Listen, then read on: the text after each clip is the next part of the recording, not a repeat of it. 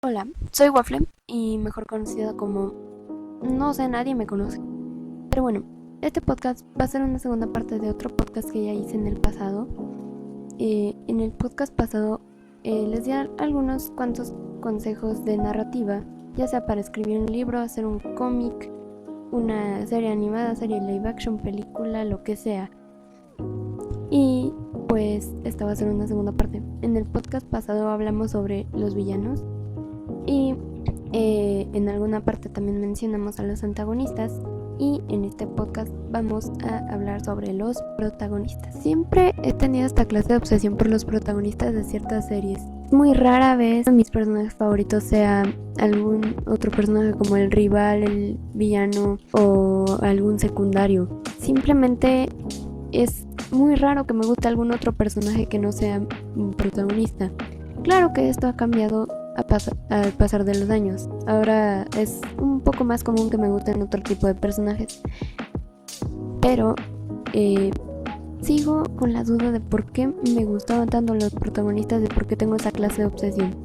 Primero que nada vamos teniendo que aclarar qué es un protagonista y un personaje principal.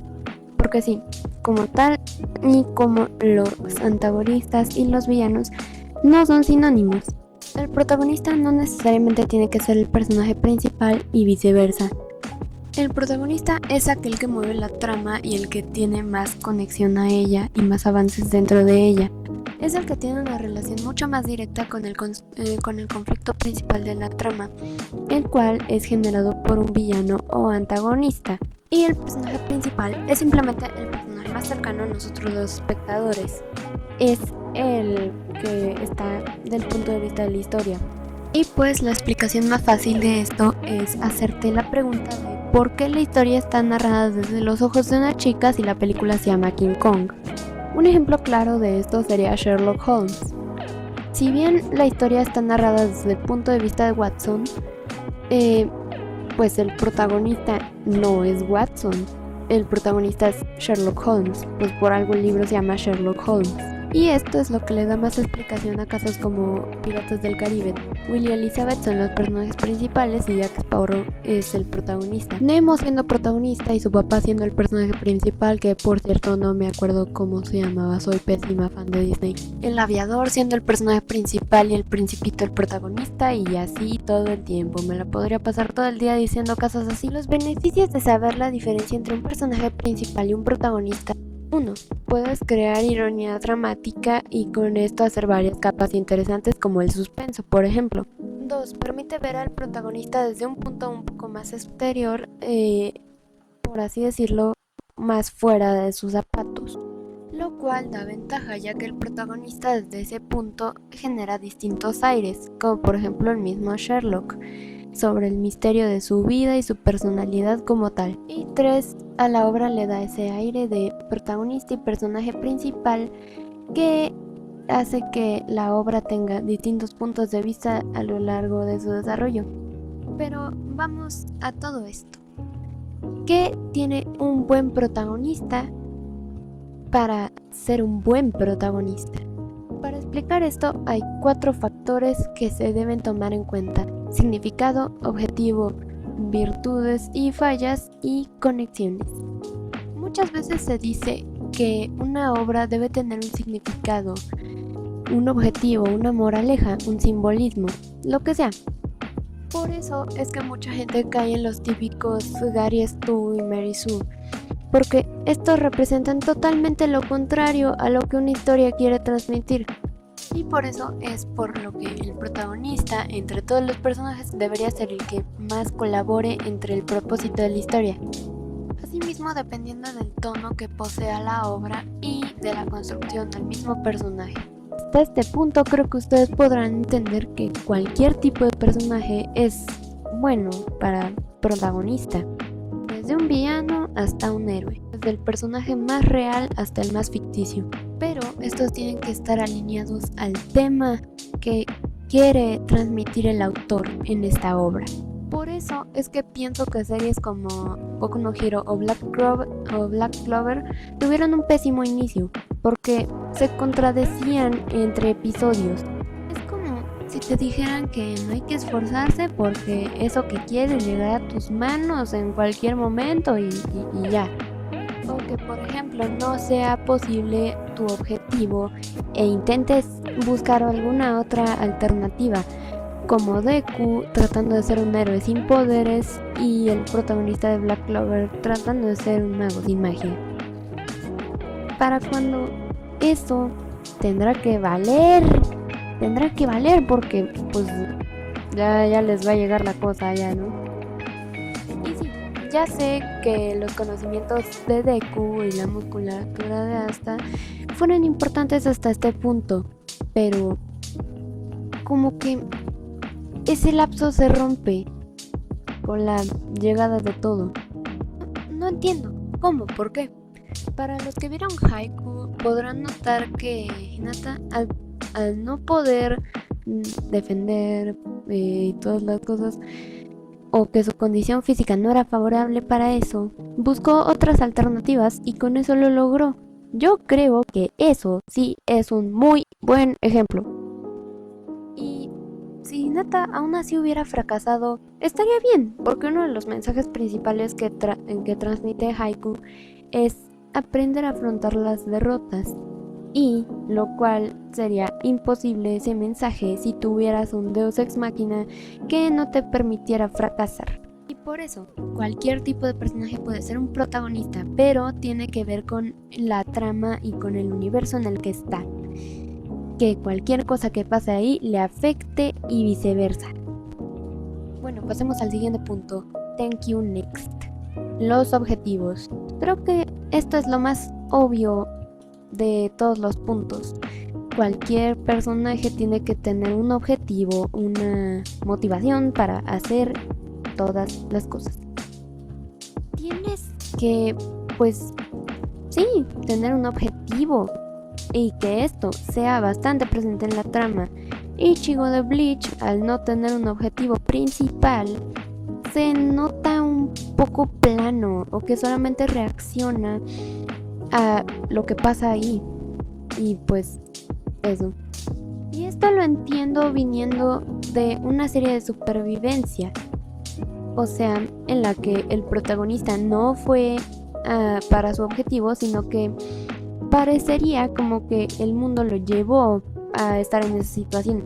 Por eso es que este tipo de series no duran tanto como las comunes.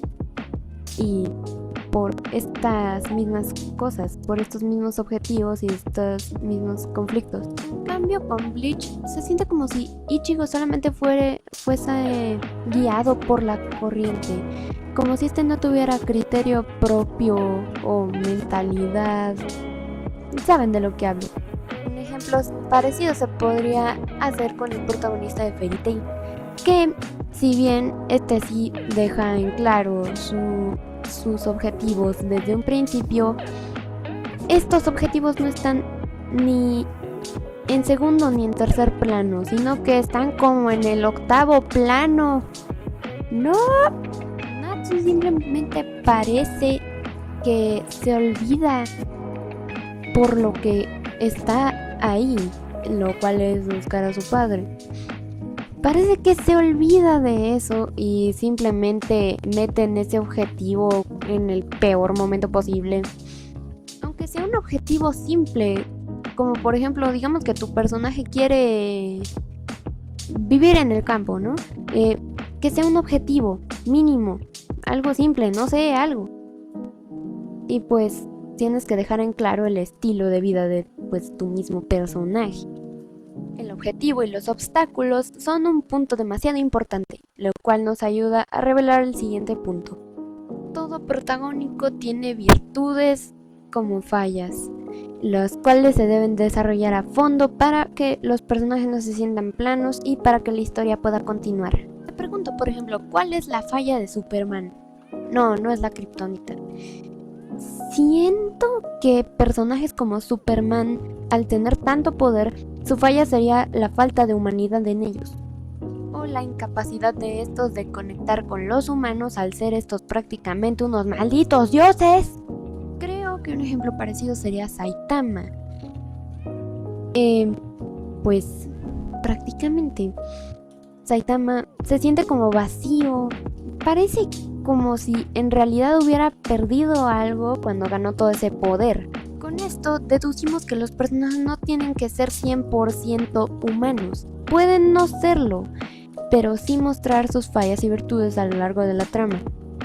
Estas son las razones de por qué Kirito y Asuna son bastante criticados. Ellos no tienen virtudes ni fallas, y cuando tienen algún vacío son ridículos. Un ejemplo de cómo podríamos hacer esto sería que el protagonista tenga algún pasado o algo que le recrimine sus fallas. Pues sí, prácticamente. Y además en el desarrollo de la trama también, porque pues se tiene que desarrollar. Esto tiene que ver con los diferentes puntos de vista del protagonista en diferentes situaciones. Y esto revela el último punto que quiero dar: las conexiones. Por ahí leí en un libro que dijeron: el error más grande que cometen los escritores a la hora de escribir personajes es que piensan al héroe y a los otros personajes como individuos separados. El héroe está solo, sin conexión con los demás. El resultado no solo nos da un héroe débil, sino que también nos da una lista de oponentes igual de débiles. Esto es a lo que me refiero con conexiones. Un personaje tiene pues diferentes personajes también en su entorno que dejan en claro la temática de la obra. Estos personajes dando diferentes puntos de vista y cambios alrededor de la trama en el mismo protagonista. Vamos a poner un ejemplo de un personaje de 4 dimensiones, que puede ser amable y a veces malo, que puede ser valiente y a veces cobarde. Este personaje de 4 dimensiones necesitaría otro reparto de personajes que justifiquen sus contradicciones. Creo que esto podríamos encontrarlo en un arco de Naruto, o sea, los exámenes Chunin. En este podemos darnos cuenta que cada personaje tiene objetivos diferentes y, pues, básicamente, puntos de vista muy diferentes. Hagamos de cuenta que los personajes están alrededor de un núcleo, quien sería Naruto. Y a base de este núcleo, estos personajes podrían cambiar en un futuro. Así que sí, al fin y al cabo, para crear un buen protagonista es necesario crear un entorno o otros personajes que lo rodeen para poder darle más profundidad, lo cual lo diferencia de los otros personajes. ¿Por qué? Porque nosotros, al ver la serie, la película, al leer el libro, lo que sea, estamos leyéndolo desde el punto de vista del protagonista. Pero bueno, yo me tengo que ir porque si no me regaña mi mami. Me voy volando. Bye.